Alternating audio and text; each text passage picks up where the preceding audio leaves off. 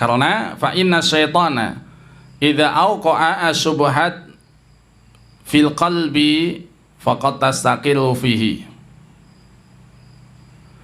wa in dzukira ma yuziluha. Karena syaitan itu kalau dia sudah menancapkan syubhat di dalam hati manusia, ya, maka syubhat itu senantiasa dia akan menetap.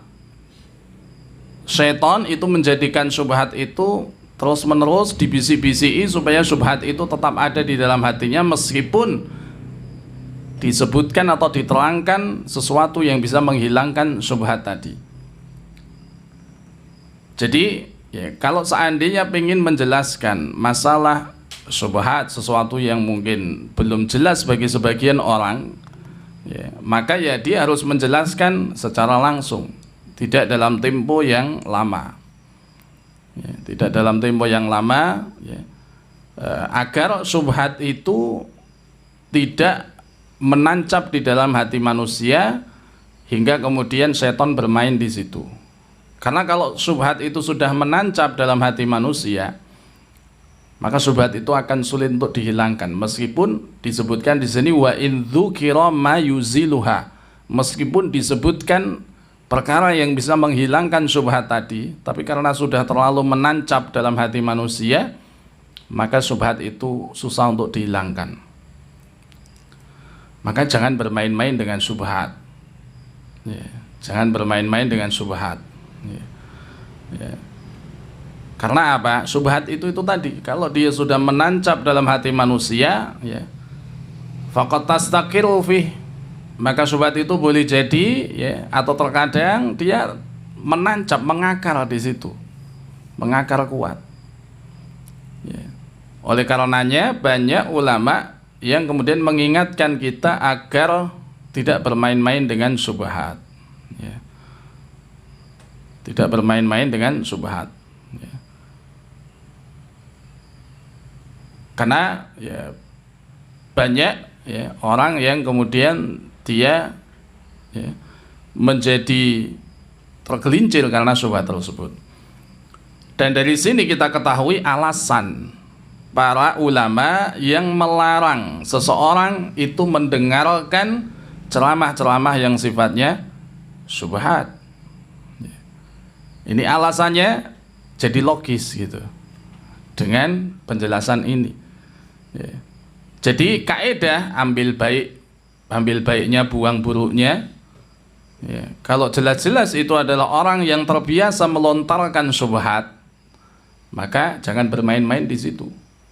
Ya, karena kalau syubhat itu sudah menancap dalam hati, maka susah untuk dihilangkan. Meskipun wa in dzukira ma yuziluha, meskipun disebutkan, dijelaskan kepada dirinya sesuatu yang sebenarnya dia bisa menghilangkan syubhat tadi, tapi karena syubhat itu sudah mengakar kuat, maka syubhat itu hilang, susah untuk dihilangkan, ya. Dari sinilah kita tahu alasan para ulama, ya, para ustadz yang melarang kita itu dari mendengarkan ceramah-ceramah yang isinya itu adalah syubhat, atau orang-orang yang terbiasa melontarkan syubhat, ya. Karena apa? Karena kita akan susah, ya, kalau sudah mengakar di dalam hati, syubhat itu akan susah untuk dihilangkan. Maka tidak tepat dalam hal kita belajar agama itu kok kita mengambil kaidah ambil baiknya, buang buruknya, ya. Artinya bisa kepada siapa saja belajar, ya, meskipun kepada orang-orang yang, ya, melontarkan syubhat, orang-orang yang suka menyampaikan syubhat atau bahkan sebuah kebatilan atau bahkan kebid'ahan. Karena ketika seorang itu melakukan atau kita anggaplah dia adalah pelaku bid'ah, tidak murni semua yang dilakukan itu adalah keburukan, tidak murni semua yang dia yakini itu adalah keburukan, ada benarnya juga, ya, ada kadang yang disampaikan juga ada yang merupakan kebenaran, dan banyak juga yang merupakan kebenaran. Akan tetapi kemudian, ya, dari kebenaran yang disampaikan atau mungkin kebatilan atau mungkin syubhat yang disampaikan, maka lebih dominan ya, syubhat yang disampaikan, kebatilan yang disampaikan. Ya. Maka kalau kemudian kita hujah dengan ambil baiknya, tinggalkan buruknya, maka ya kalau kita bisa membedakan, atau ya kalau kemudian ketika kita menerima itu kita tahu bahwasanya itu syubhat, kalau sudah masuk ke dalam hati ya, maka syubhat itu akan tertancap dan susah untuk dihilangkan.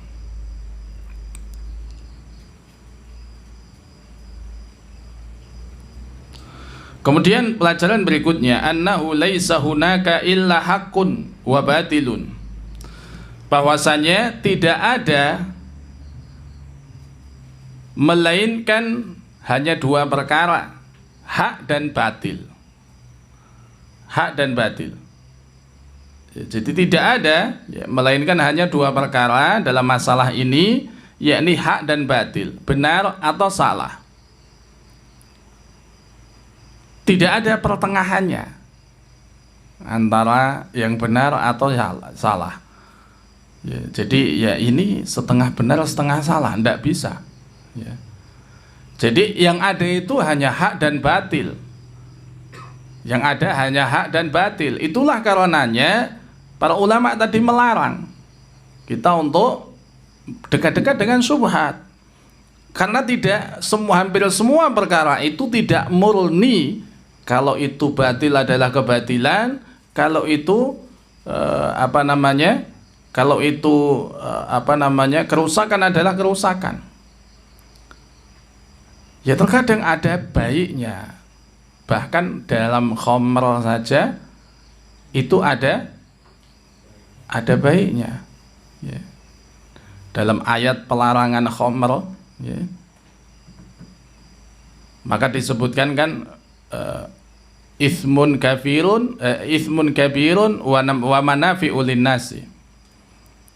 Di situ ada dosa besar dan juga ada manfaat bagi manusia. Ya.